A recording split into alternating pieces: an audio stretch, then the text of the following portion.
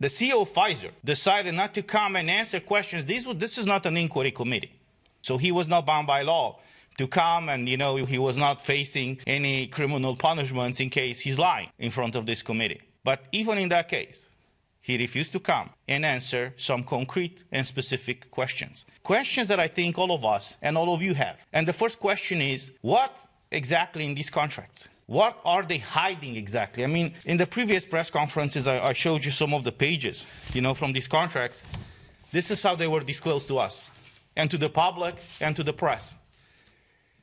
Obviously, after some of us and some of the brave journalists asked, what are the contracts signed between the European Commission and these pharmaceutical companies? This is how they disclose the contracts. Over 100 pages. Every contract with Pfizer, with Moderna, tens of pages of those contracts were blacked out.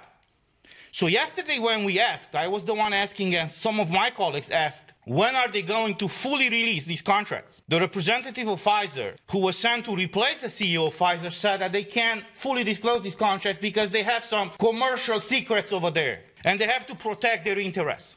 Now I'm asking you, what about the interests of our people?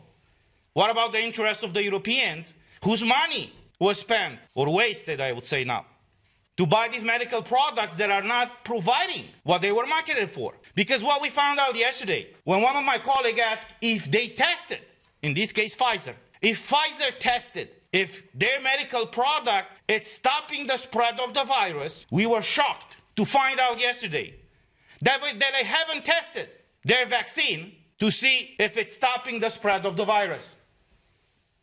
So we are now more than a year after the green certificate, the digital green certificate was imposed in the European Union, and people were forced to be vaccinated with a medical product in order to exercise their basic fundamental rights, and they were told, and we were told. We were voted against the green certificate, but many of our colleagues voted in favor of it because they believe what these companies have said, that if you get vaccinated, you will not be infected and you will not spread the virus. They even ran a campaign and said, get vaccinated in order to keep your grandmother and your parents healthy. And we find out now, after more than a year, that when they requested the special marketing authorization, they haven't tested the vaccine to see if it's stopping the spread of the virus. So I'm asking again, and we are asking again, what do they hide exactly? Why aren't they transparent with their medical product? We heard yesterday, I was shocked. Because Pfizer used this opportunity just to do a PR campaign and even lecture us, why are we asking this and not asking that? Who are they to question us? What kind of questions do we ask? We are elected by the people for the people, not they. And they are supposed to answer all these questions, which they have not. There's another issue right now raised all across Europe. The excess mortality rate. In the month of July 2020, according to Eurostat, in the month of July, the excess mortality rate all across European Union went up 16% more than the average of 2016 and 2019. Now, if you look on the map here, this is released by the Eurostat. It's not from us. If you look on this map, you will see that the countries with the highest vaccination rate have right now the highest mortality rate.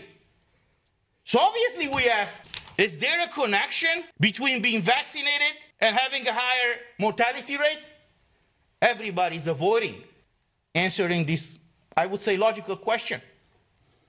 There's another issue.